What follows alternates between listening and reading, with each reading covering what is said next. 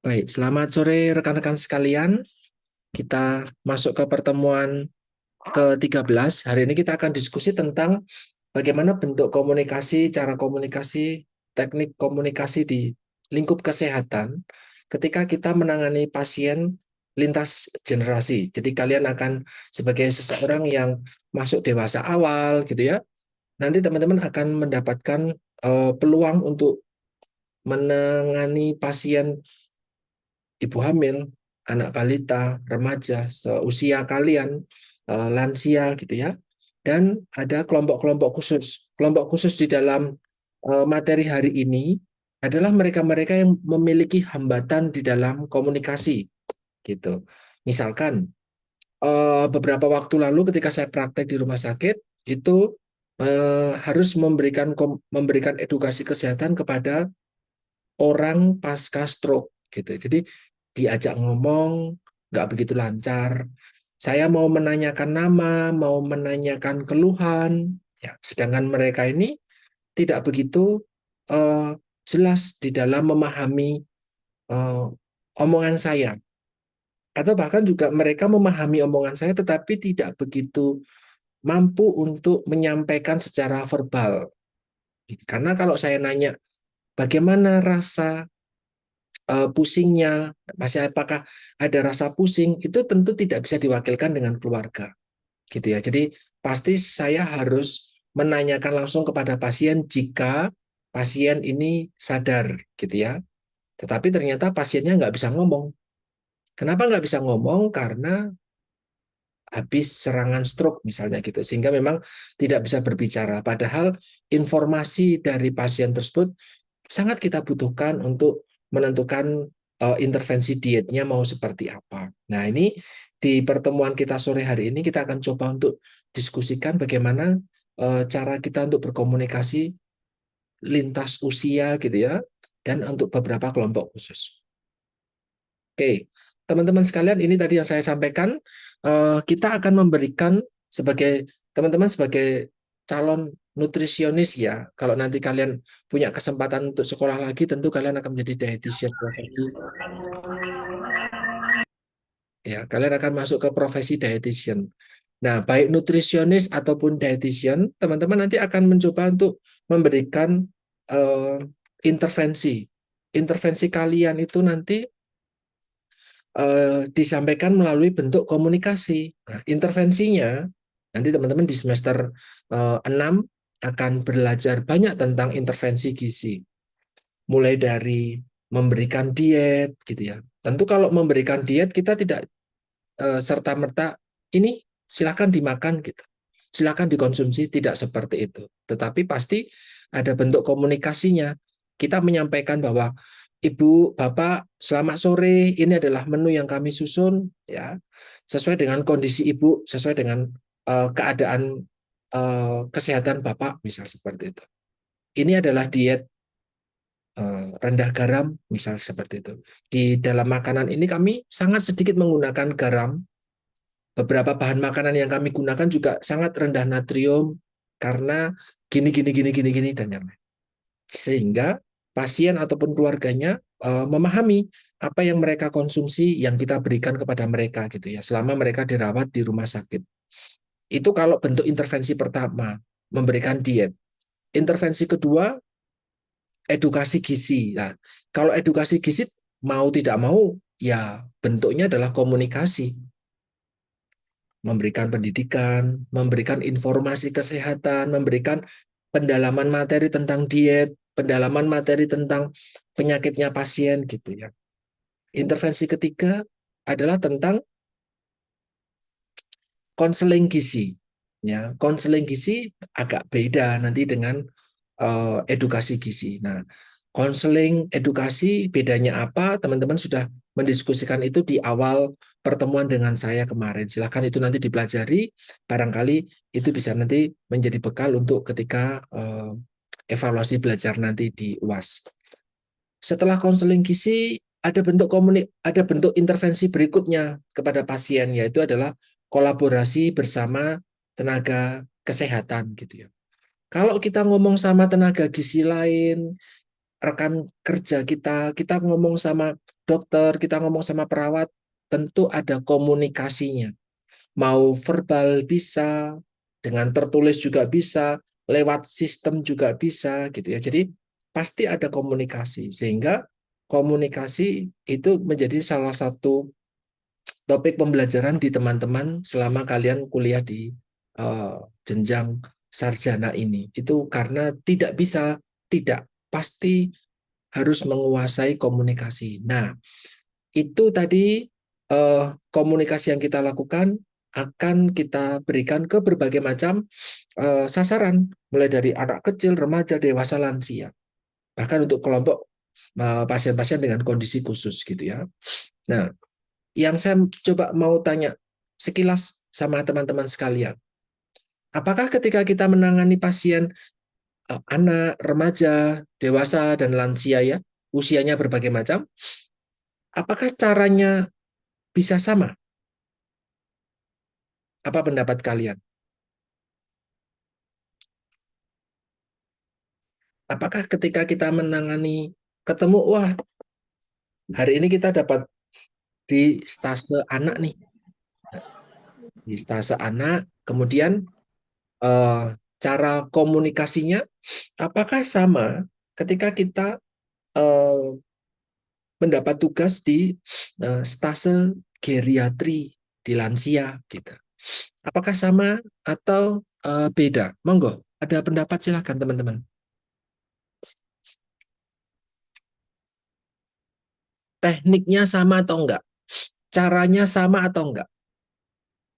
Monggo, ada yang boleh berpendapat silahkan. Enggak apa-apa, silahkan teman-teman. Mumpung belum ke lapangan, yang kalian duga, kalian mengira-ngira boleh. Apa pendapat kalian? Apakah sama atau beda? Teknik, cara, metode, kiat-kiat, tips, gitu kira-kira sama atau beda? Silakan teman-teman. Monggo. Ada? Beda, Pak. Ayo, Mbak Maria, ayo. Anjanik. Menurutmu, Ya, beda, Pak. ya bedanya gimana, Mbak? Boleh kasih contoh, boleh kasih pendapatmu kenapa beda gitu. Mungkin kalau sama orang tua, bahasanya lebih halus lagi. Terus kalau sama lansia kan mungkin pendengarannya atau apa itu sudah menurun, jadi harus mau mengulang dengan sabar gitu. Kalau anak-anak mungkin kayak kita eh, lebih happy, ceria gitu menjelaskannya. Oke, jadi tadi dikasih contoh, ketemu sama lansia ternyata caranya ngomong nggak sama dong kalau kita ketemu sama anak-anak kecil gitu ya. Halo sih Mbah, gimana kabarnya Mbah? Gitu. Nanti malah, ih sopo toh? Gitu. Ya, teman-teman, eh, di semester ini, kemarin Senin ya, kalau nggak Selasa, kemarin Selasa saya ngasih kuliah pendidikan gizi di semester 6. Ya, mereka saya kasih tugas ke lapangan.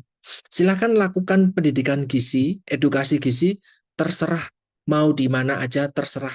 Mau ke anak kecil boleh, anak sekolah boleh, lansia boleh, ibu hamil boleh, anak jalanan boleh, terserah gitu.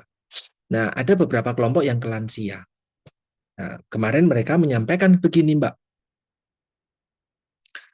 Apa kendalanya ketika kamu ketemu di kelompok lansia? Pak, saya merasa tidak diperhatikan. Loh, kenapa bilang kayak gitu? Iya, karena lansianya sibuk sendiri. Gitu. Ketika saya ajak ngomong, lansianya nggak nyambung. Terus kemudian lansianya nampaknya bosen, lansianya nampaknya tidak antusias gitu. Kelompok lain melakukan edukasi serupa juga dengan lansia.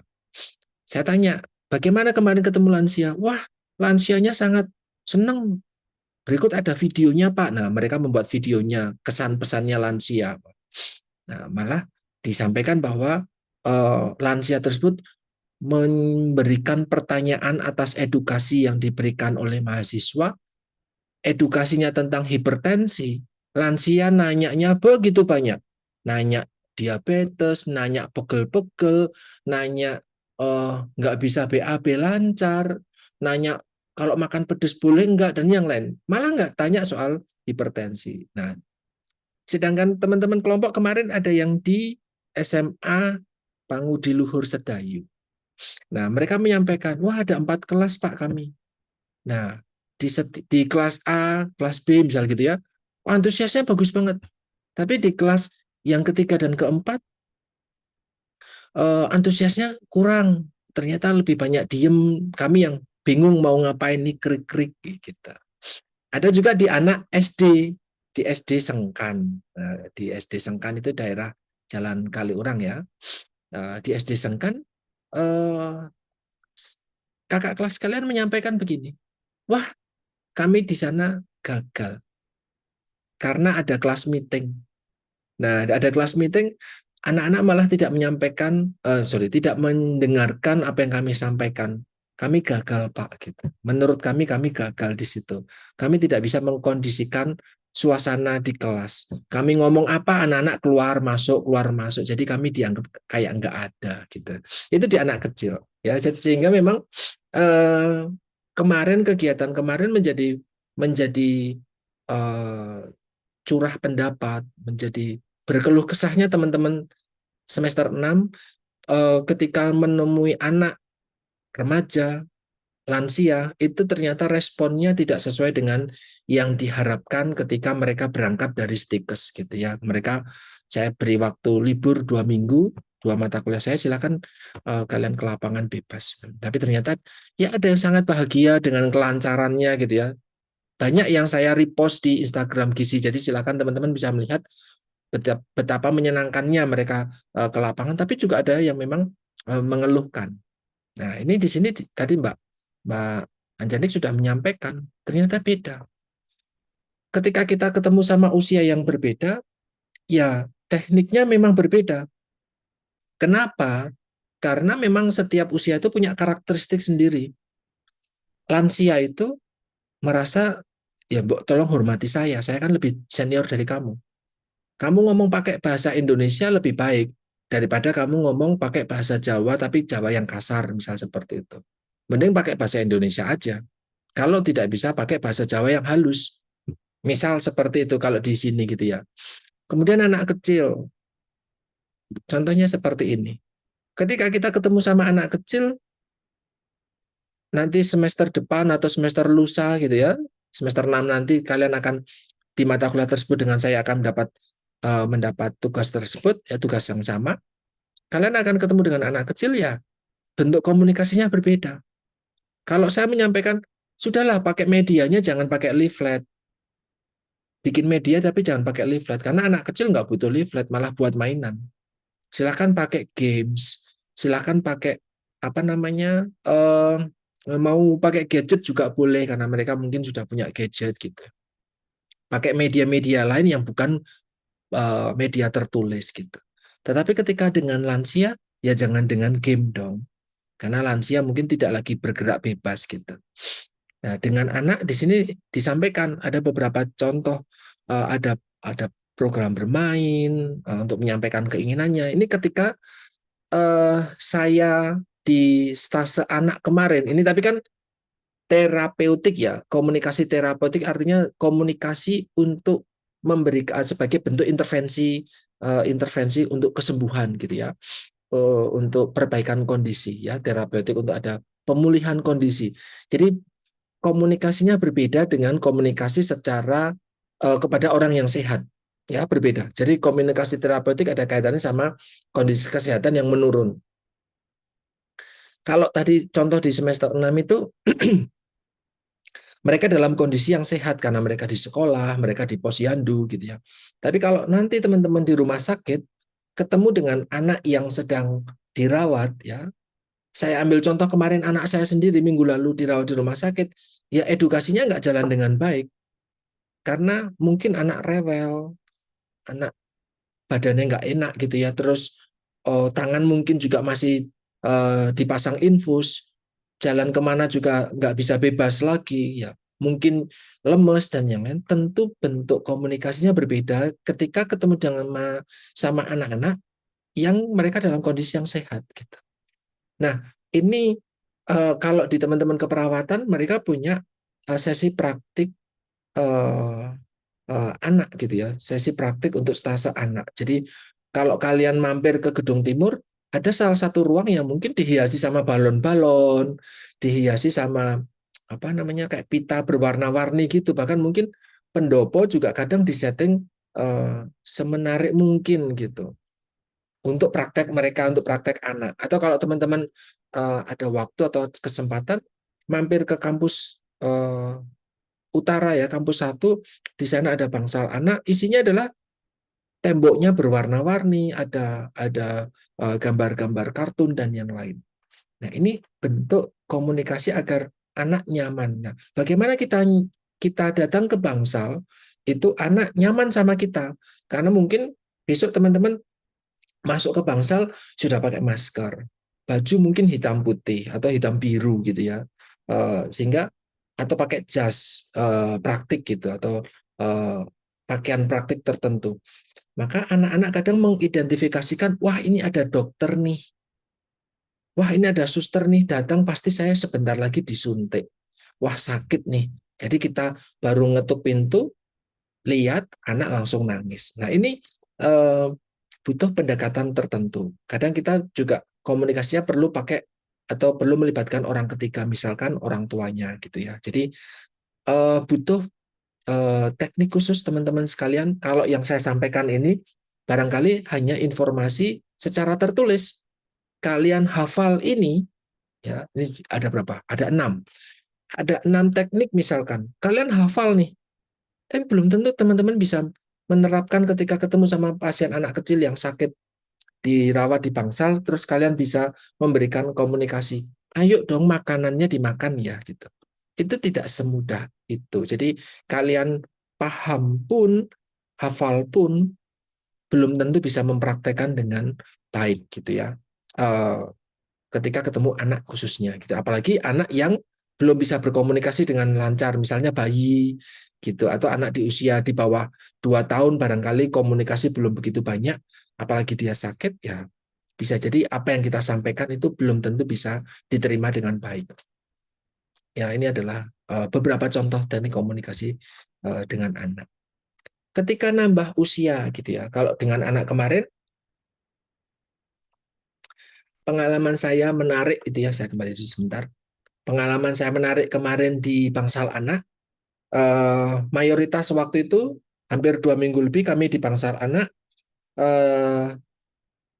penyakitnya adalah DBD, terus kemudian TBC, terus kemudian ada hmm, diare, karena waktu itu pasca Lebaran, ya banyak yang ternyata ada yang keracunan juga gitu ya. Nah, anak-anak dalam kondisi seperti itu tidak mudah diajak ngomong karena mereka tipikalnya adalah demam, suhu tinggi, nafsu makan turun. Saya datang ke ruangan, permisi, selamat pagi, saya Dian dari bagian gizi. Mau lihat tadi pagi makannya sudah habis belum ya, adik A gitu misalnya. Wah, ini nggak mau dimakan gitu. Loh, kok nggak mau dimakan? Kenapa gitu kan? Anaknya masih kecil, anaknya masih usia 1 tahun, 2 tahun gitu ya, sehingga dia cuman geleng-geleng, diem aja, lemes gitu karena lemes gitu ya. Nah, nggak mau makan. Oh, memang ini susah makannya nih gitu. Orang tuanya bilang seperti itu. Ya sudah, mau bagaimana lagi? Mau dijejel ke susah. Karena teman-teman ini spill aja. Untuk pasien yang mengalami infeksi, ya penyakit infeksi, kayak tadi DBD, TBC, keracunan itu kan infeksi. Tipikal dietnya itu adalah tinggi protein, tinggi energi. Secara kasar itu berarti makannya banyak, ya. Makannya harus banyak, bahkan mungkin hampir double, ya. Lauknya itu double, banyak makannya. Padahal kondisi infeksi itu menekan sistem imun. Jadi kalau kalian demam, meriang, masuk angin, batuk, pilek, nggak nafsu makan. Anak juga sama nggak nafsu makan. Dia harus makan banyak, tapi dia nggak nafsu makan. Nah itu yang jadi kemarin jadi kendala. Saya masuk ke ruangan, loh kok makannya disentuh aja nggak? Kalau mau sayurnya nggak apa-apa, mau dagingnya doang nggak apa-apa deh. Gitu. Atau mie. atau mau dibikinin kentang, atau mau dikasih lauknya ayam dicuilin enggak apa-apa gitu. Enggak mau disentuh. Nah, saya tanya, terus ini dalam 2 hari terakhir ini makannya bagaimana? Oh, anak ini hanya mau minum susu aja, susu botolan kecilan itu. Oh iya, kalau biskuit mau, belum dicoba. Nah, akhirnya bapaknya beli nih di bawah, di kafetaria di bawah, dia beli tuh biskuit, eh, biskuit kering ya, roti kering, ternyata mau. Jadi dia hanya bisa makan biskuit sama susu. Itu pun masih ada muntah, jadi habis dimakan dia muntah gitu. Sehingga aduh, asupannya dikit banget nih. Asupannya dikit padahal dia butuh makan banyak. Ya sudah, nggak mudah ketemu kondisi-kondisi yang seperti itu. Dan pengalaman kemarin di rumah sakit ketika saya praktek, lumayan banyak mendapatkan pasien anak, kepake betul ketika anak saya dirawat di rumah sakit. Anak saya dirawat di rumah sakit 4 sampai 5 hari. Itu 4 hari pertama sama sekali nggak makan makanan rumah sakit. Sesendok pun tidak makan. Hanya mau minum saja. Gitu. Sedangkan konsumsi susu waktu itu kami batasi karena anak saya ada diare juga. Jadi membatasi susu dulu. Nggak mau makan terus bagaimana nih? Muntah terus, diare terus. Wah, kacau. Ya sudah, kasihnya biskuit. Dapat biskuit mau ternyata makanan jajan. Jadi ternyata hanya bisa makan jajan, ya sudah makan jajan aja enggak apa-apa. Ya, ada susunya biasanya mau, enggak mau, ya sudah jajan aja enggak apa-apa. Nah, sambil yang biasanya disukai apa? Oh, ternyata anak saya pribadi suka telur puyuh. Ya sudah, beli telur puyuh mau. Walaupun itu tidak sesuai dengan diet di rumah sakit, tidak sesuai dengan aturan bahwa tidak boleh makan dari luar, ya. Jadi makan harus dari rumah sakit. Itu sakleknya. Itu kaku aturannya. Tetapi ketika ketemu sama anak tidak bisa sekaku seperti itu. Ya jadi cari win-win solution dan teman-teman ini kalau kemarin sih ahli gizinya bisa diskusi dengan saya, kebetulan teman gitu ya. Dan perawat-perawatnya adalah bekas mahasiswa di Stikers, jadi kenal dengan saya.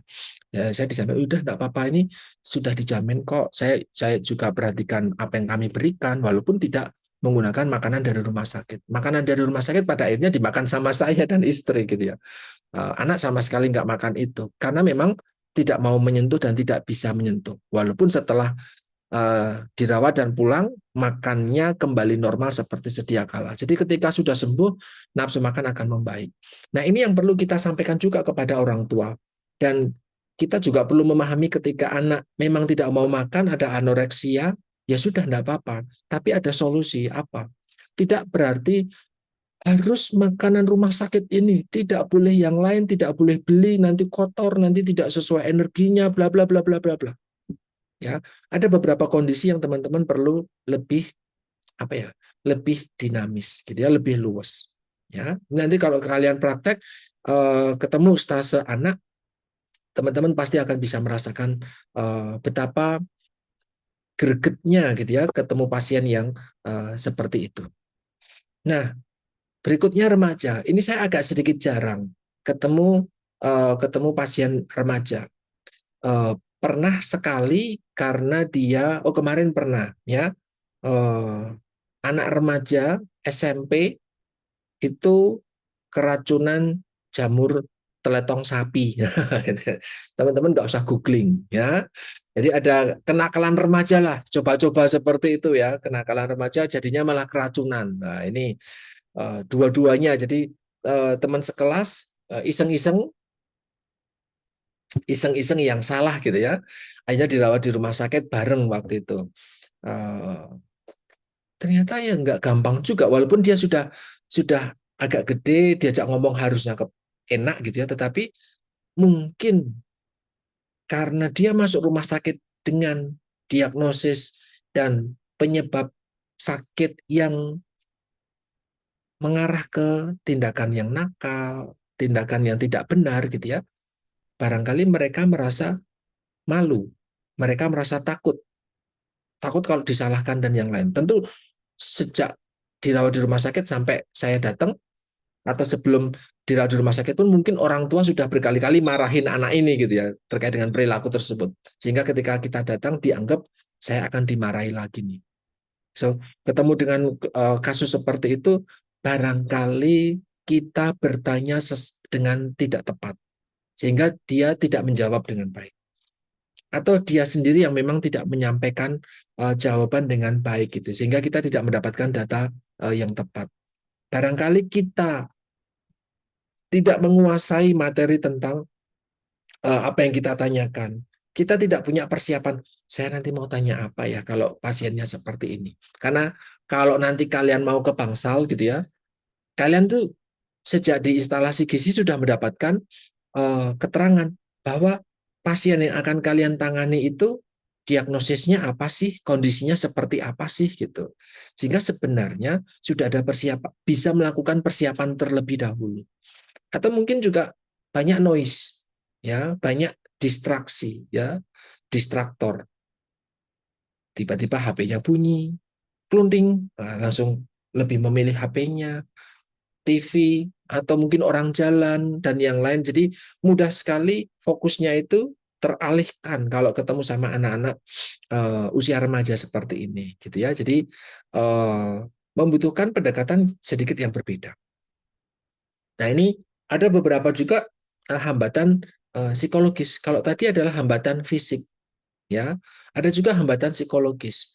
Kadang mereka tertutup orangnya, tidak mau terbuka. Misal ketika tadi saya coba tanya, yang pada akhirnya walaupun saya sudah tahu kalau dia ini keracunan jamur teletong sapi, walaupun saya sudah tahu itu. Nah, tapi saya mencoba untuk menggali lagi.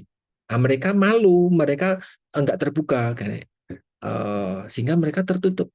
Saya tanya, keluhannya apa? Gitu. Cuman diem, ngeliatin saya, mungkin agak malu gitu ya. Nah, akhirnya orang tuanya harus membantu. Iya sih dirasa kayak opo gitu. Oh masih mual, masih muntah, masih agak pusing gitu. Terus kemudian, kok bisa kayak gini sih? Ada apa? Kemarin ngapain salah makan? Atau jajannya sembarangan gitu. Saya mencoba untuk tidak langsung to the point ke arah perilaku mereka. Harapannya mereka bisa jujur dengan apa yang sudah mereka lakukan sebelumnya gitu. Dan itu juga butuh upaya tersendiri ya, sehingga eh, kesan bahwa mereka tertutup itu bisa diminimalkan. Kalau kalau sampai teman-teman tidak mendapatkan informasi, ya bingung. Kalian mau ngasih edukasi tentang apa nih? Jajan sembarangan. Jamur teletong bukan jajan. Mau ngasih tentang informasi tentang kalau beli makanan jangan di pinggir jalan. Tentu nggak sesuai gitu. Walaupun kalau ketemu sama teman-teman yang kena tipes, keluhannya sama tuh, pusing, mual, muntah, sakit perut, nggak nyaman, dan yang lain. Sama, keluhannya hampir mirip dengan kondisi keracunan. Nah, kalau kita nggak menggali data dengan benar, atau data yang disampaikan tidak lengkap, bagaimana kita bisa tahu nih eh, nanti topik edukasinya mau tentang apa ya gitu. Ya, jadi eh, dengan remaja ini perlu lebih ke arah posisi dia gitu. Jadi kemarin cara saya untuk menangani pasien-pasien dengan perilaku seperti itu ya saya menyampaikan bahwa nggak apa-apa, udah buat pengalaman toh, besok nggak usah lagi. Ini kemarin mungkin masih sedikit yang dimakan. Satu, yang kedua masih sempat ditolong nih. Kalau tidak nanti ada risikonya banyak. Anak-anak seperti itu kan sebenarnya sudah bisa diajak untuk diskusi, sudah bisa memahami informasi dengan lebih baik dibandingkan anak usia lebih muda. Gitu, sehingga mereka jadi iya iya iya gitu. Jadi mulai lebih apa ya namanya, mendukung upaya kita. Ya tentu kita menahan diri untuk tidak kapok mukapan, untuk menahan diri untuk tidak menjudge. Oh, rasain tuh, itu karena kamu nakal gitu. Nah, untuk mencoba untuk bilang tidak sampai seperti itu, karena mereka sudah dihakimi dengan begitu banyak pasti di keluarganya, dan tentu sudah merasakan sendiri tidak nyamannya seperti itu, sehingga kita tidak perlu menambah dengan sesuatu yang sifatnya menghakimi. Itu kalau pada remaja. Kemudian juga hambatan semantik. Semantik itu bagaimana mereka memahami apa yang kita sampaikan, gitu. Kita ngomong daki-daki, ngomongnya tinggi gitu ya, pakai bahasa medis dan yang lain, tapi ternyata penangkapan mereka berbeda. Ya, mereka tidak bisa menangkap apa yang kita maksud, gitu. Informasi yang kita sampaikan masih terlalu umum, padahal kita ngajak ngomong anak kecil, anak remaja ya, usia-usia SMP, SMA, gitu. Dan mereka cenderung lebih banyak diam, tidak memiliki atau tidak terbiasa untuk menyampaikan pendapat, tidak terbiasa untuk bertanya, tidak terbiasa untuk memberikan atau menyampaikan apa yang dirasakan, apa yang diharapkan. Itu remaja kita secara umum seperti itu ya. Nah, ini yang mengganggu sebenarnya karena kita sudah menyampaikan banyak, kita sudah berbusa-busa gitu ya dalam memberikan edukasi, tapi ternyata yang ditangkap berbeda ya, karena memang mungkin ada hambatan semantik atau bagaimana seseorang atau anak ini memiliki pengertian atau memaknai sesuatu. Nah, itu semantik ya. Kita ngomong apa ditangkapnya apa. Maksud maksud saya ini ternyata dipahami kamu ini gitu ya. Itu terkait sama semantik. Sehingga apa kuncinya? Ya walaupun dia lebih muda, jauh lebih muda dibandingkan kita, mungkin seusia adik-adik kita, ya sudah, kita tetap perlu menghormati mereka. Bagaimana kita bangun komunikasi biar mereka bisa nyaman sama kita, sehingga mereka bisa percaya sama kita. Kemarin ketika, saya mungkin udah cerita ya, yang anak sekolah, saya nggak tahu cerita di kalian atau di semester 6. Remaja berikutnya adalah yang patah tangan dan kepalanya retak ya karena kejar-kejaran sama temennya di sekolah gitu.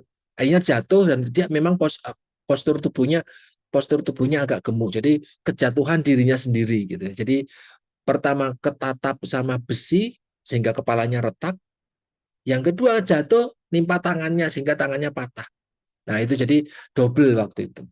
Nah, itu pun eh, bagaimana biar bisa menyampaikan eh, apa ya harapan kita. Ayo, walaupun keluhannya ada di kepala dan ada di tangan, tidak di pencernaan gitu ya. Dan kita bicara tentang gizi, artinya memberikan makanan yang tidak secara langsung akan berhubungan ke perbaikan kepala yang retak atau tangan yang patah gitu ya. Ya, kita tetap bisa menyampaikan dengan baik. Atau ketika ada kemarin juga ada anak SMP, SD maaf, SD SMP gitu yang naik sekolah, dia korban bullying sehingga kakinya patah, tapi ini pengobatan kedua habis operasi pas lepas pena gitu ya, dan dampaknya adalah anak tersebut cacat permanen, tidak bisa berdiri dengan tegap, tidak bisa berjalan dengan tegap, dan kalaupun dipaksakan berdiri, kaki kanan sama kaki kiri tidak sama panjangnya lagi karena dia sudah patah. Terus selama 6 bulan tidur sehingga pertumbuhan kaki kanan sama kaki kirinya tidak sama cepat. Nah, itu kemarin kondisinya seperti itu. Ibunya ketika saya menggali pertanyaan, ibunya cerita dengan penuh emosi karena memang anak ini menjadi seperti itu karena bullying di sekolahnya. Nah, itu menyampaikan maksud kita, kita memberikan edukasi tentang gizi dan kesehatan secara umum, itu kadang orang tua dan anak tersebut juga melebar kemana-mana gitu ya, menyampaikan bagaimana kronologi, bagaimana perasaan mereka. Nah, ini kita perlu tidak menjadi judge. Oh iya tuh anak kayak gitu nakal banget ya, jangan sampai gini gini gini gitu. Atau juga harusnya kamu melawan.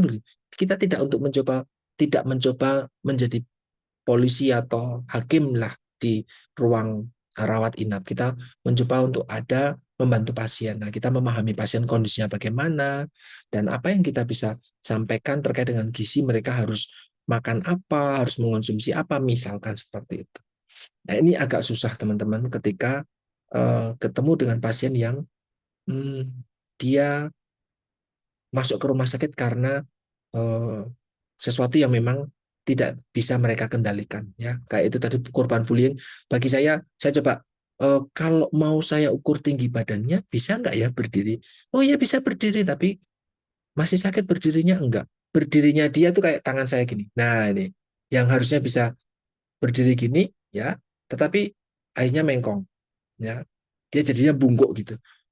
Bisa dipaksakan untuk tegap atau tidak? Oh nggak bisa lagi Pak, sakit sekali Pak, pinggulnya sakit sekali. Oh ya sudah saya nggak bisa berdiri ya sudah.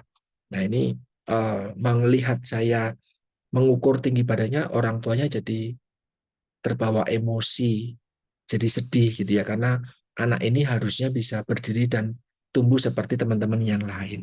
Tapi dia seumur hidupnya ke depan tidak akan bisa lagi.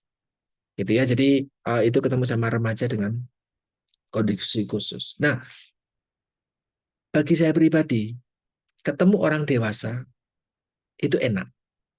Ya, pasien dewasa itu paling enak karena kita ajak ngomong dia kooperatif.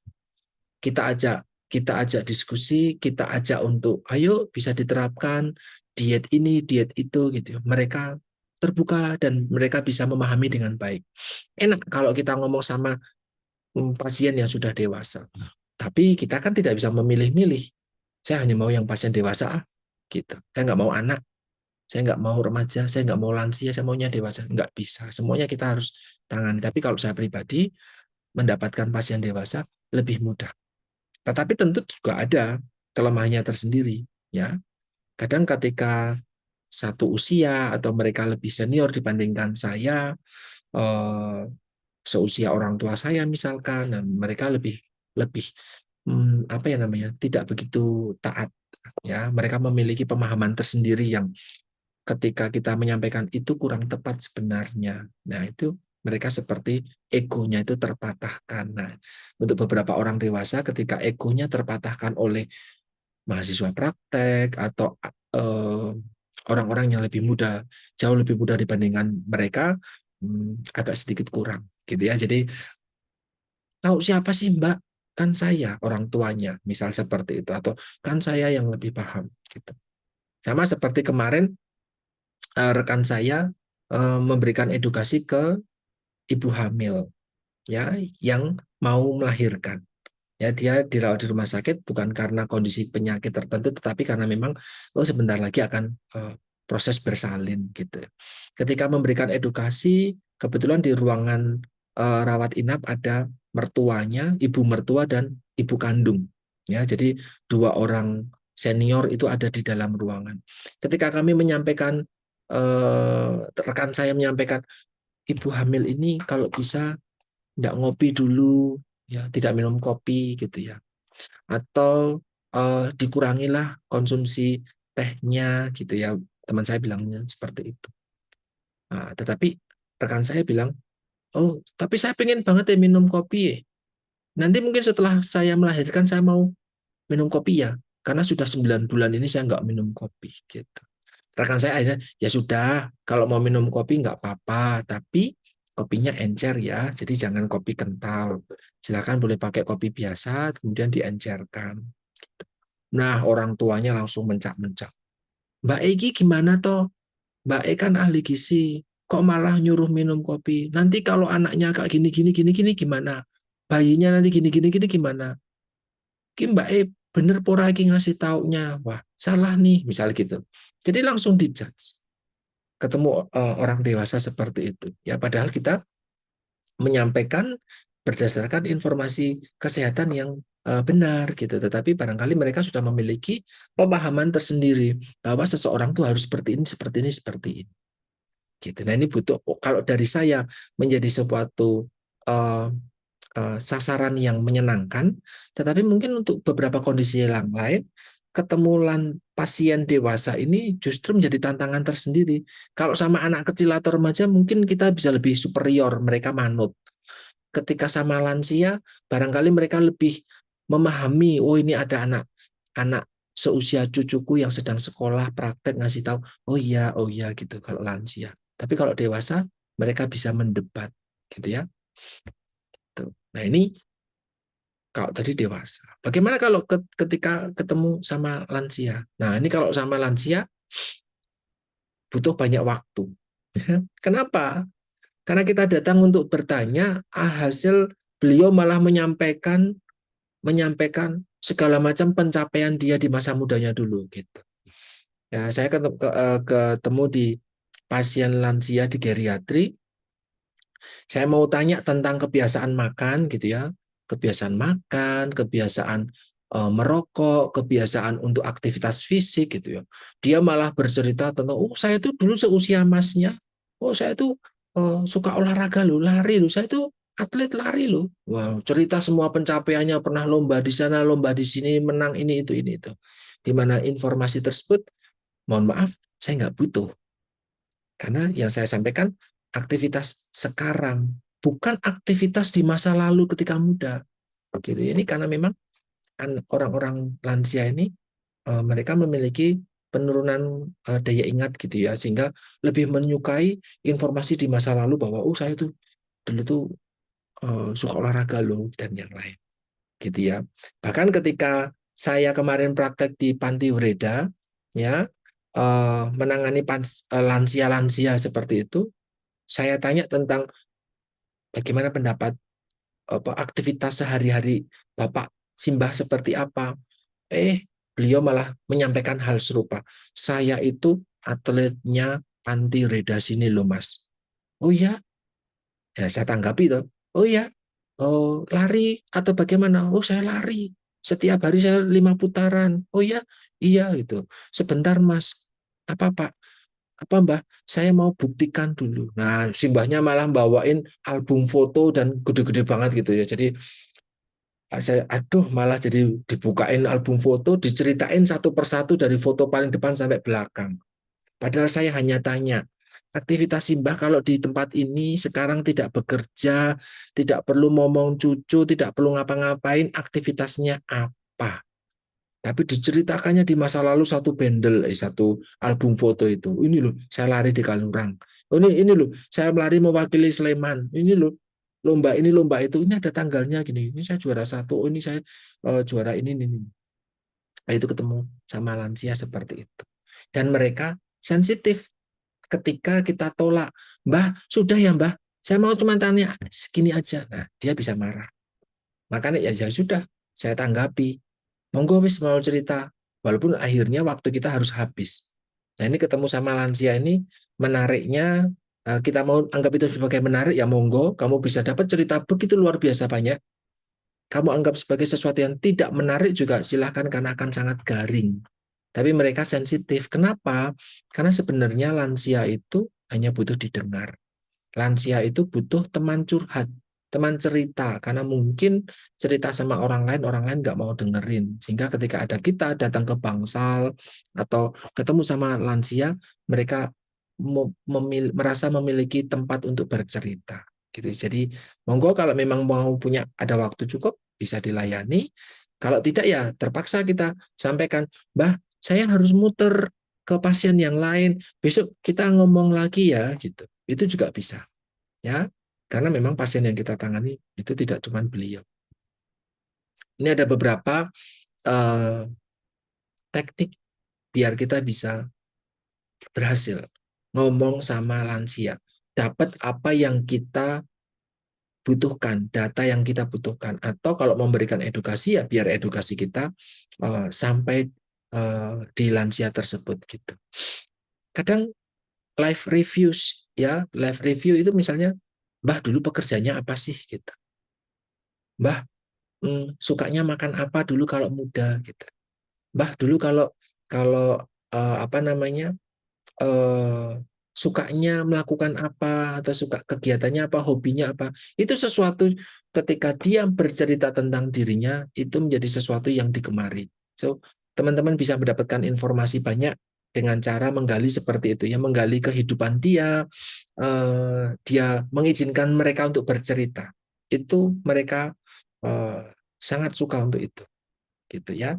Dan ngomong sama lansia itu tidak sama dengan ngomong sama ODGJ. Ini penting ya. Kemarin ketika saya praktek di Panti Breda, ada 120 lansia yang kami tangani. kondisinya beraneka macam. Ada yang lansia memang dikirim oleh anaknya. Anaknya sibuknya minta ampun, nggak ada yang merawat orang tuanya sehingga anaknya mengirim lansia ke panti bereda. Ada yang anaknya membuang, ini benar ya, saya tidak menggunakan kata yang lain, membuang anaknya, orang tuanya. Jadi diajak jalan kemana gitu ya, turun dulu dong, tolong lihat bannya gitu misalnya, gembes mau enggak itu. Simbahnya turun, gas ber gitu. Simbahnya ditinggal di pinggir jalan entah di mana. Sehingga simbahnya menggelandang, kemudian dibawa sama dinas sosial, kemudian dibawa ke panti bereda. Ada yang memang simbahnya uh, tuna apa ya namanya, tunawisma. Ini memang nggak punya rumah, nggak punya saudara, nggak diakui dan yang lain ya, sampai lupa saudaranya mana, orangnya mana gitu. Itu banyak sekali seperti itu. Nah, ketika kita ngomong dengan pasien lansia-lansia seperti itu, dia adalah manusia yang bisa ngomong dengan lancar, bisa paham apa maksud kita selama tidak ada kendala tertentu ya.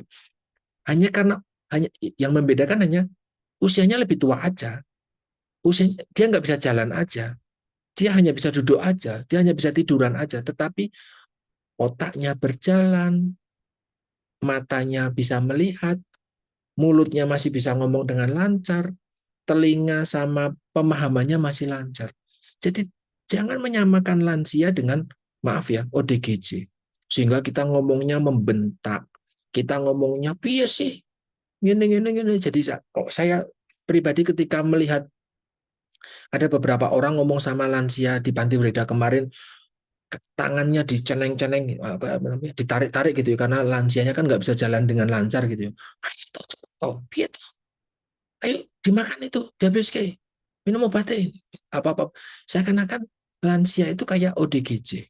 Ya memang di situ juga ada bangsal atau kami menyebutnya wisma untuk lansia yang ODGJ. Itu ada, tetapi dipisah.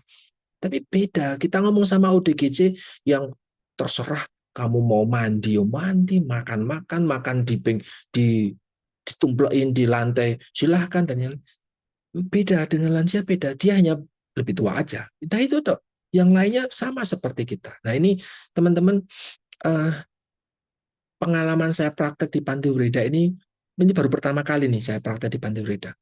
Eh, Membuka mata saya bahwa kayaknya memang orang gizi penting banget deh harus di Panti Ureda. Tidak hanya di rumah sakit, tidak hanya di posyandu lansia yang orangnya relatif sehat ya. Tapi di Panti Ureda ini orang dikunjungi keluarganya aja tidak gitu. Diingat sama keluarganya saja tidak. Sampai nggak punya keluarga gitu. Jadi eh, apa ya, sisi humanismenya kita akan banyak muncul ketika ketemu sama lansia yang seperti itu. Nah, mungkin ya teman-teman, eh, 2 tahun lagi atau di semester 7 kalian punya kesempatan untuk praktik. Saya mencoba, nah nanti saya coba untuk bisa praktek di Panti Ureda ya, di ada beberapa Panti Ureda di Yogyakarta dan menurut saya pengalaman yang luar biasa ya buat kita sehingga kita lebih bisa menghormati orang tua kita di rumah atau kakek nenek kita yang masih ada di rumah kita. Jadi itu mengubah betul apa namanya mindset saya soal menangani lansia ya. Dan ini ada beberapa hambatan tapi memang ya. Ketika saya tanya, Simbah usianya berapa? Hah? Hah? Nggak bisa mendengar dengan baik. Karena ternyata kalau saya membentak masih nggak paham. Hanya saya menulis usia, umur, yuswo. Nah, oh ya ya ya, 80, 70 gitu. Piro yo? Nali aku. Nah, lupa ternyata. Ya sudah, ada lupa terkait dengan usia. Tadi pagi makannya bagaimana? Karena mereka makan dikasih ya. Lupa tadi pagi belum makan kayaknya saya nih, waduh lapar banget saya belum makan nih gitu. Padahal sudah makan. Gitu. Jadi eh, ada begitu banyak hambatan kalau kita ngobrol sama lansia gitu ya. Semakin tua usianya, hambatannya semakin besar. Ya, bahkan beberapa lansia itu ya terpaksa harus ditemani dengan ada pelayannya tersendiri gitu ya. Ada tenaga ya tersendiri untuk biasanya teman-teman pramumukti gitu namanya ya, mereka-mereka yang membantu merawat pasien. Ya tidak selalu harus berlatar belakang kesehatan, tapi memang memiliki keterampilan untuk melayani pasien. Itu pun tidak semua pramubukti bisa memiliki kesabaran yang baik. Karena lansia kadang BAB di celana, kencing nggak ngomong, dan yang lain. Itu kan semuanya tergantung sama caregiver-nya. Nah, kadang caregiver-nya juga tidak begitu sabar, sehingga kadang lansia dibentak.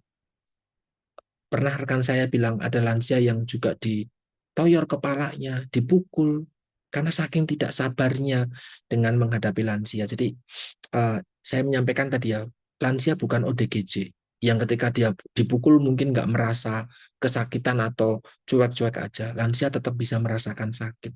Nah ini butuh apa ya namanya ya, pengalaman. Kalau saya cerita mungkin teman-teman belum bisa merasakan betul seperti apa. Tapi kalau teman-teman merasakan secara pribadi pengalaman kalian, eh, ada banyak hal yang menarik untuk dijalani nanti ketika ketemu lansia.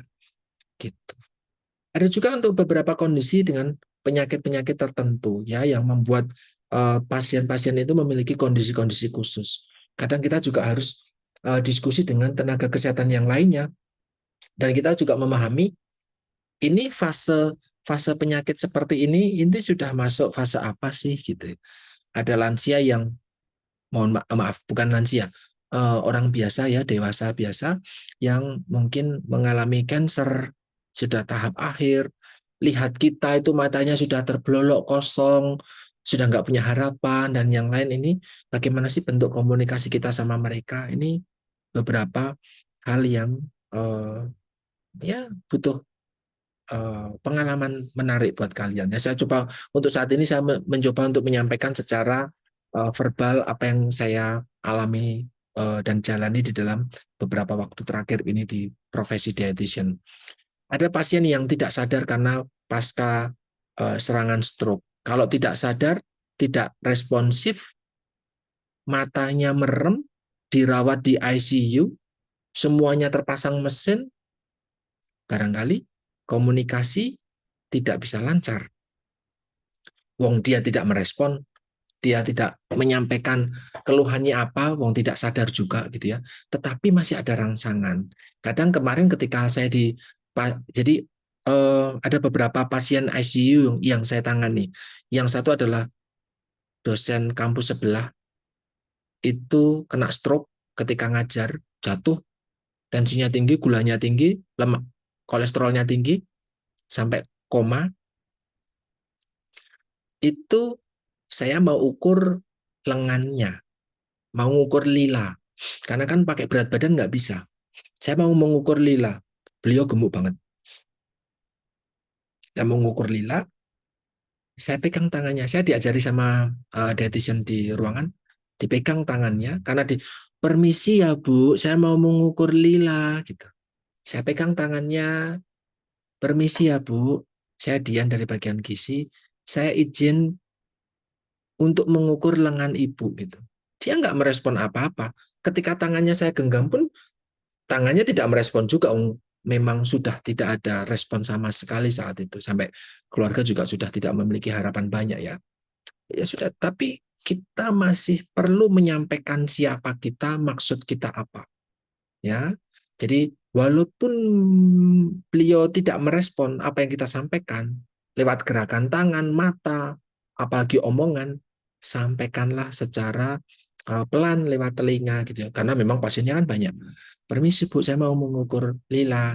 Ketika saya ukur, ya tentu tangannya saya lepaskan kembali, saya ukur. Kalau sudah, Ibu terima kasih, saya sudah selesai. Besok saya ukur ini ya, atau ukur yang lain, atau lihat yang lain. Saya menyampaikan, semoga cepat sembuh ya Bu. Walaupun tidak ada respon sama sekali, sampaikanlah. Karena bisa jadi mereka masih memiliki pendengaran, tetapi tidak bisa merespon karena kondisinya, kesadarannya menurun. Gitu. Ya, dan kalau di ICU memang tidak boleh keluarga mendampingi. Jadi keluarga ada di luar ruangan. Kita ketemu sama pasien, terus habis itu ketemu sama keluarganya secara terpisah. Kita sampaikan informasi tentang temuan kita ke keluarganya itu monggo. Tetapi kalau keluarganya waktu menjenguk, keluarganya mendampingi, walaupun kita mengetahui bahwa ini kan pasien tidak sadar, ini kan pasiennya tidak tahu apa yang kita sampaikan, wong merem terus, ditanyain juga nggak respon, gerak-gerak juga nggak, paling juga nggak sadar. Ya sudah, kita ngomong belak-belakan aja sama keluarganya yang ada di samping pasien gitu. Ibu, ini bapak ini kok kayaknya kesadarannya menurun gini gini gini gini gini gini. Nah, ini perlu berhati-hati. Karena bisa jadi sebenarnya klien atau pasien kita itu sebenarnya paham, dengar, tetapi dia tidak bisa merespon.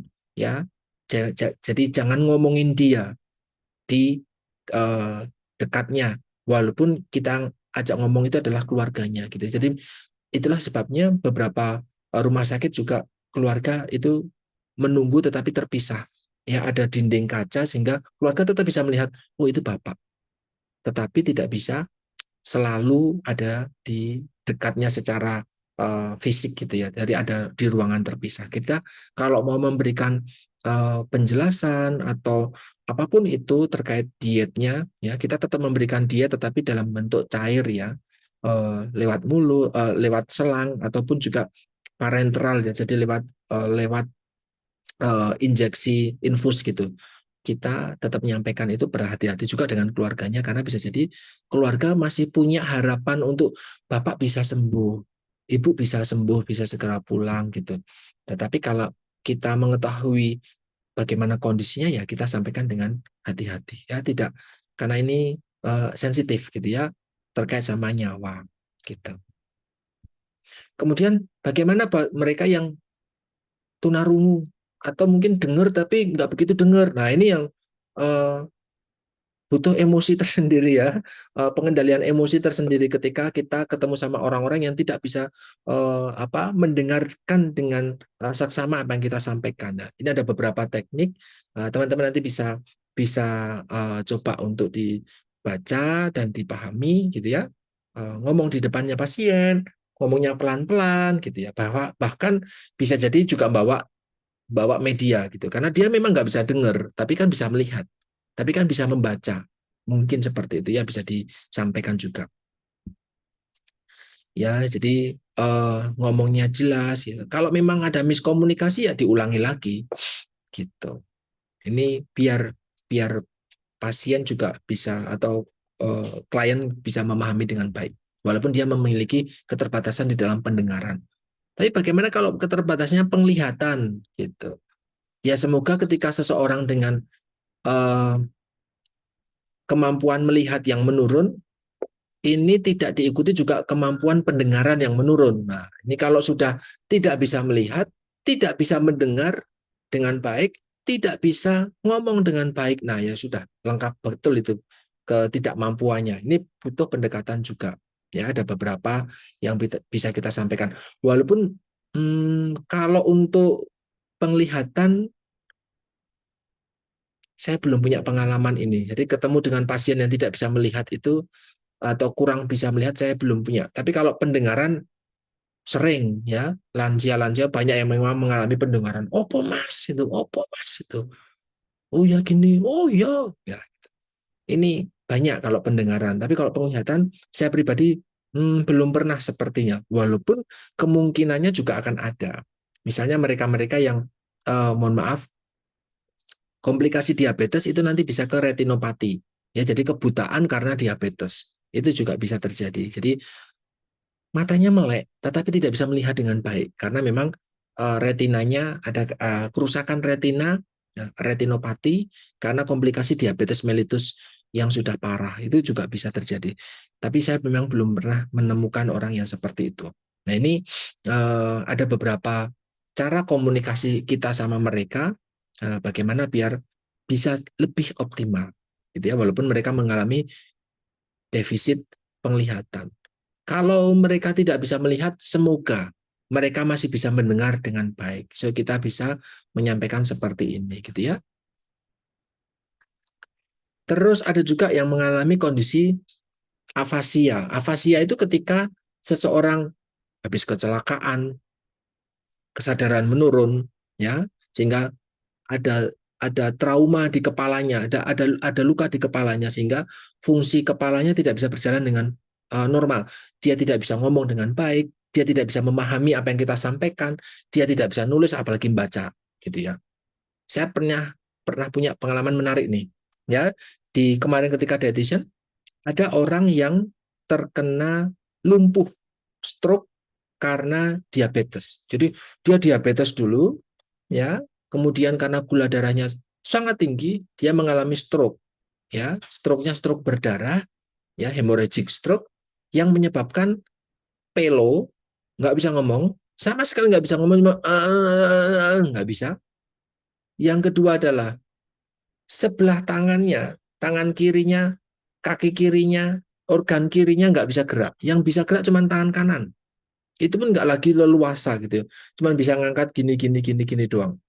Ya, sudah tidak bisa makan normal karena otot-otot di uh, pencernaannya terganggu, sehingga orang tersebut hanya bisa makan secara sonde, jadi lewat pipa. Walaupun dia sadar, tapi dia hanya bisa makan lewat sonde. Ya, dia sudah ini pengalaman mukjizat betul loh yang saya lihat. Dia sudah 6 bulan 6 bulan siuman dari stroke-nya yang menyebabkan dia koma 1 bulan. Ya, dan dalam 6 bulan ini dia bolak-balik masuk rumah sakit karena kondisi-kondisi tertentu, tetapi masih bisa makan dengan normal. Saya masuk, ya, dia lihat saya ada keluarganya, saya bilang, Bapak makan apa? Gitu. Dia cuma bisa senyum aja. Nah, ibunya, Bapak nggak bisa ngomong, Mas. Oh, nggih, Bu, maaf, Bu. Iya, hanya ibunya, istrinya yang cerita banyak gitu ya. Nah, ketika saya datang ngobrol dengan ibunya di depan bapaknya memperhatikan terus. Saya menyampaikan ke ibunya, Bu, kalau saya ngomong, itu Bapak bisa tahu nggak, tuh, Bu? Oh, pendengarannya masih bagus, Mas. Gitu. Oh iya, maka saya harus hati-hati. Gitu. Oh iya, masih bagus ya. Oh iya, saya kemudian lihat bapaknya. Bapaknya ada di kiri saya persis gitu ya. Saya pegang kakinya. Bapak cepat sehat ya. Bapaknya ngangkat tangan kiri, jempol. Iya. Oh, bisa ya merespon ya Bapak ya. Oh, semoga cepat sembuh ya Pak ya. Gitu. Nah, kemudian ada, kalau teman-teman melihat di sini ada terapi. Nah, di sini ada speech terapi ya, terapi bicara. Jadi ada fisioterapi yang membantu waktu itu ya, yang membantu pasien tersebut untuk semoga bisa pulih dan bisa berbicara dengan normal lagi. Ya, harapan semoga tetap ada gitu ya. Fisioterapis datang memijat-mijat gitu ya. Kemudian kalau 10 menit atau 15 menit fisioterapinya pulang pergi keluar dan saya datang, Pak, nanti dimakan lagi ya, karena bapaknya ternyata ketika saya ngomong sama ibunya, Ibu, ini walaupun Bapak makan dengan sonde nggak apa-apa, pelan-pelan saja, yang penting bisa habis gitu ya. Kalau nanti habis, ya, Ibu bisa tambah lagi. Porsinya ini, cara mengaturnya begini, selisih jamnya sekian, sekian, sekian. Saya berikan penjelasan tujuannya adalah kepada Ibu. Tetapi Bapak ikut mendengarkan. Secara tidak langsung, beliau ikut menyimak dan mendengarkan. Ternyata ketika saya tanya, Ibu tadi malam Bapak bagaimana? Wah, makannya Mas, nambah. Baru 2 jam masuk. Masuk 100, masuk 200 cc, kan makanannya berupa selang, lewat selang ya. Bentuknya cair kayak susu. Baru masuk 200, 1 jam, 2 jam itu udah minta lagi Mas. Oh iya, oh, katanya lapar. Nah, cara dia menyampaikan bahwa saya lapar itu tangan kanannya nepuk-nepuk perut terus pengen maem gini. Ya walaupun lewatnya uh, sonde jadi pipa. Jadi dia pakai pakai pakai pipa, selang pipa dari hidung ya dimasukin ke mulut, hidung terus tembus kemudian langsung ke lambung gitu ya. Karena dia nggak bisa menelan. Dia nggak bisa ngomong tapi dia bisa menyampaikan bahwa aku pengen makan, lambungnya udah kosong gitu ya. Nah, itu. Saya bilang, Bapak bagus, ayo makan yang banyak biar cepat pulih. Nah, bapaknya juga menanggapi dengan oke, oke gitu. Walaupun tidak ada ekspresi apapun, senyum nggak bisa, mata cuma bisa melihat, tapi tangan bisa gerak. Nah, ini yang saya sampaikan ke teman-teman, mungkin ada komunikasi yang salah. Respon juga mungkin tidak secepat yang kita harapkan. Ya, tetapi kita bisa kok gunakan gerak isyarat. Kita juga bisa kolaborasi dengan teman-teman fisioterapis ya. Eh, Kalau memang masih bisa ngomong, ya kita kita layani pasien ini mau ngomong apa ya monggo gitu. Dan berikanlah pujian sama penghargaan walaupun itu cuman bagus, hebat, cepat sembuh ya. Saya ikut berdoa buat kesembuhan Bapak, Ibu atau apa gitu. Ini akan membuat mereka-mereka yang mengalami afasia walaupun tidak bisa merespon dengan baik, tapi otaknya masih bisa bekerja walaupun sedikit. Nah, ini apa namanya perlu diperhatikan dan nggak perlu walaupun dia nggak bisa ngomong, nggak bisa memperhatikan, bukan berarti kita harus teriak-teriak, bukan berarti seperti itu karena eh, mungkin pendengarannya masih bisa normal. Nah, kadang kita perlu konfirmasi ke keluarga, Bapak masih bisa merespon nggak sih gitu. Karena keluarga yang sehari-hari ada di dalam rumah bareng sama pasien gitu. Kalau memang oh ini bisa kok gitu, ya sudah kita bisa merespon apa namanya bersikap seperti itu. Nah ini teman-teman ada EG2. EG2 itu kalau di rumah sakit Panti Rapih itu jadi unit stroke gitu ya. Ada 4 atau berapa ya? 4 sampai 6 lebih 4 sampai 10 bed di EG2. Nah, ini teman-teman mereka memiliki kesulitan berbicara. Saya waktu itu datang, permisi Pak, Pak Buti ya, diem aja. Tapi ngeliat kalau ada saya dari bagian gizi Pak, namanya saya Dian, saya mau mengukur eh, apa namanya lengan Bapak ya, gitu kan. Saya mau mengukur lila dan saya mau mengukur panjang ulna. Kan saya nggak bisa mengukur tinggi badannya, jadi saya pakai panjang ulna. Saya nggak bisa mengukur berat badannya, maka saya pakainya lila. Dia menyampaikan, ya, hmm, hmm, gitu. Oh ya sudah, saya sampaikan. Nah ini ada beberapa hal yang perlu dilakukan. Bagaimana, walaupun dia kayaknya cuma ngeliatin doang gitu ya, kita gerak dia ngeliatin, tapi dia nggak bisa ngomong karena memang kena stroke gitu ya.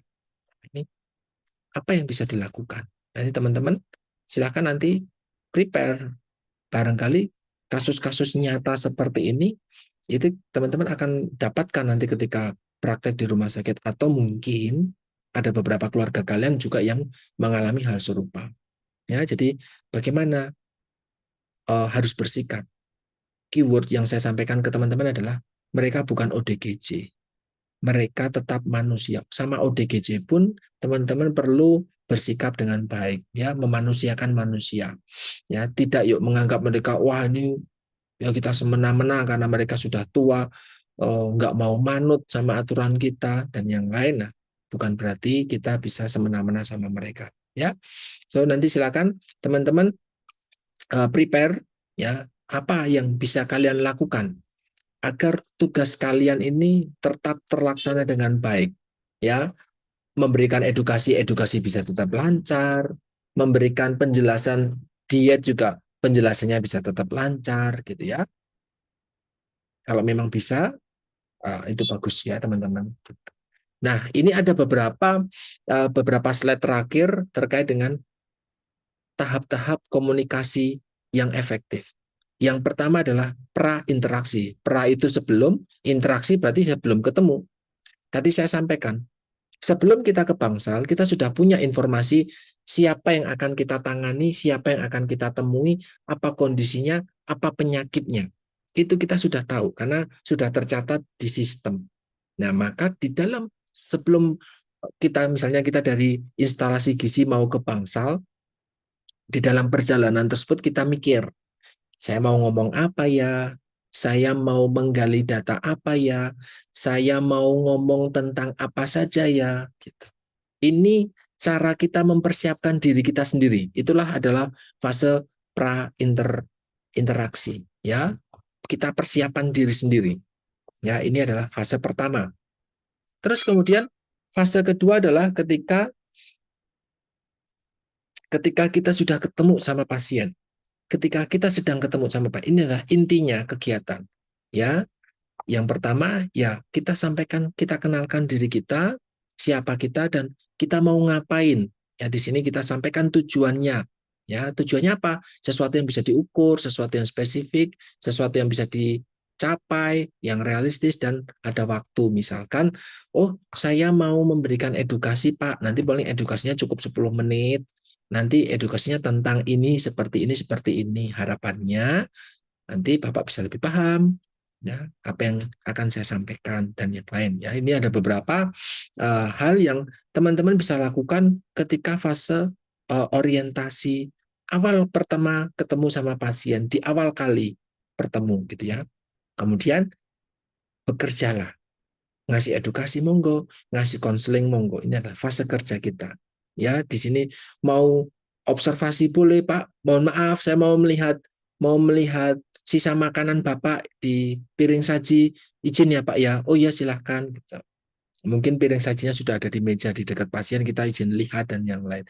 Jadi, walaupun kita datang ke pasien hanya untuk melihat piring saji, jangan sampai kamu cuma bludas-bludus yuk, buka yuk, tutup lagi udah gitu. Tapi sampaikanlah, walaupun pasien lagi tidur ataupun mungkin tidak sadar atau lagi ada keadaan lain ya monggo tetap bisa sampaikan izin atau perkenalan dan yang lain. Walaupun dengan pelan-pelan ya kalau memang pasien tersebut sedang tidur misalkan. Di akhir kalau kita mau mengakhiri kegiatan misalnya habis edukasi gitu ya 10 menit atau 15 menit kita mau menutup pertemuan adalah fase terminal atau fase terminasi. Nah, di sini boleh teman-teman menyampaikan reward. Bapak itu hebat loh. Nggak semua pasien loh bisa kayak Bapak. Beberapa pasien itu dia susah makannya. Bapak bagus bisa makan, bisa sampai habis. Hebat. Kalau Bapak bisa kayak gini terus, wah cepat sembuh. Kalau cepat sembuh kan bisa cepat pulang. Toh, nah, misalnya kayak gitu. Nah ini perlu teman-teman bisa lakukan untuk menutup kegiatan tersebut. Sampaikan juga kalau Pak besok saya datang lagi, kalau sekarang belum habis makanannya nggak apa-apa. Tapi besok harapannya bisa lebih baik ya Pak. Besok pagi saya datang lagi, saya mau ngecek lagi. Nah, misal seperti itu ya. Jadi ada penutup. Nah, gitu. Itu teman-teman yang bisa saya sampaikan ke kalian semua terkait dengan bagaimana bentuk komunikasi kita kepada pasien dengan berbagai macam usia dan beberapa kondisi khusus terkait dengan keadaan ataupun hambatan fisik, psikis ataupun yang lain pada pasien. Barangkali ada yang ingin ditanyakan, silakan. Mau tanya apa gitu, saya bisa menjawab. Kalau saya punya pengalaman tertentu, saya akan coba contohkan. Silakan, ada yang mau ditanyakan atau tidak?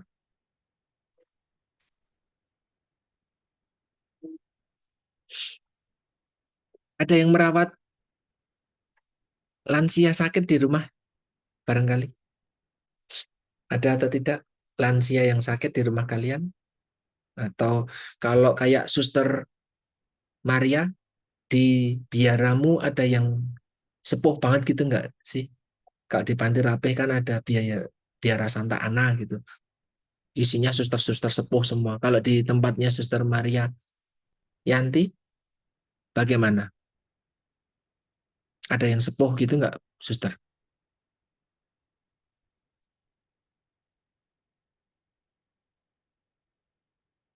Halo, Suster Maria Yanti, dengar.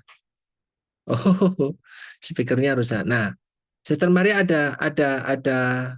ada senior nggak di susterannya jenengan? Ada yang suster sepuh gitu nggak yang dirawat juga gitu? Ya. Kemarin di mata kuliah isu gitu ya. Tahun kemarin kayaknya eh tahu di mata kuliah tahun kemarin ya. Itu ada suster juga. Saya meminta kasih kayak edukasi dong di sustermu gitu. Mereka menyampaikan, "Oh ya, Pak, ternyata respon dari teman-teman di biara sangat baik gitu. Jadi ke depan kalau teman-teman masuk di kelas saya berikan kalau khusus untuk suster misalnya mau memberikan edukasi ke sesama suster di susteran itu mereka sangat mendukung. Kalau tahun lalu malah butuh tolong setiap semester atau setiap bulan itu kirim mahasiswa ke susteran biar kami bisa diet gitu. Karena kebanyakan suster kemarin yang dikunjungi ternyata gemuk-gemuk gitu. Jadi susternya pengen diet gitu. Jadi kami pengen diet, tolong sampaikan ke dosennya, rutin kirim orang-orang kayak kamu. Wah, gitu. Jadi kan suster yang jadi mahasiswa tahun kemarin itu yang sudah lulus, itu junior sendiri di sana. Jadi oh iya. Jadi jarang mengunjungi. Oh ya kalau di Pangkal Pinang tapi jauh ya. Kalau di CB sendiri setahu saya ya di Kompleks Panti Rapih itu ada kelompok suster di Biara Santa Ana. Ya, isinya suster-suster yang sudah sepuh-sepuh sekali. Ya, jadi mereka juga butuh perhatian. Ya, kalau teman-teman keperawatan sering itu karena ada mata kuliah tersendiri terkait dengan geriatri. Ya, tapi kalau di gizi kok kayaknya belum ya. Saya kurang tahu ya. Semoga nanti teman-teman punya kesempatan untuk mampir ke susteran di Santa Ana untuk bisa menghibur mereka, untuk memberikan edukasi juga ke mereka. Oke, teman-teman, ada yang mau ditanyakan barangkali? Ampun, kalau memang sudah cukup, terima kasih buat waktunya sore hari ini. Mohon maaf kelasnya secara daring, tetapi semoga tidak menghilangkan esensi materi yang saya sampaikan gitu ya. Saya merekam, nanti silakan bisa ditonton lagi penjelasan dari saya jika memang itu dibutuhkan kepada teman-teman. Saya harap nanti soal-soal yang saya berikan di dalam ujian itu tidak berupa hafalan, tetapi bagaimana kasus-kasus gitu ya, teman-teman bisa lebih kritis di dalam memahami contoh-contoh kasus gitu ya di lewat ujian, walaupun lewat ujiannya tidak lewat praktik. Itu teman-teman sekalian, kita masih punya waktu satu kali pertemuan lagi di pertemuan terakhir. Nanti tolong Mbak PJ bisa bantu saya untuk mencari waktu, tetapi memang mohon maaf sekali saya baru bisa keluar dari Sarjito itu pukul 3 kurang seperempat, sekitar itu. Jadi kalau mau sampai di kampus ya paling tidak jam 4-an. Nanti lewatnya daring ataupun luring, monggo. Hari apapun itu silakan gitu ya. Kita masih punya satu pertemuan kembali. Itu teman-teman sekalian, terima kasih sekali. Semoga kalian dalam kondisi yang baik dan sehat. Kita ketemu lagi di kesempatan berikutnya. Matur nuwun, selamat sore, berkah dalam. Selamat sore, Pak. Terima kasih, Pak. Terima kasih. Dalam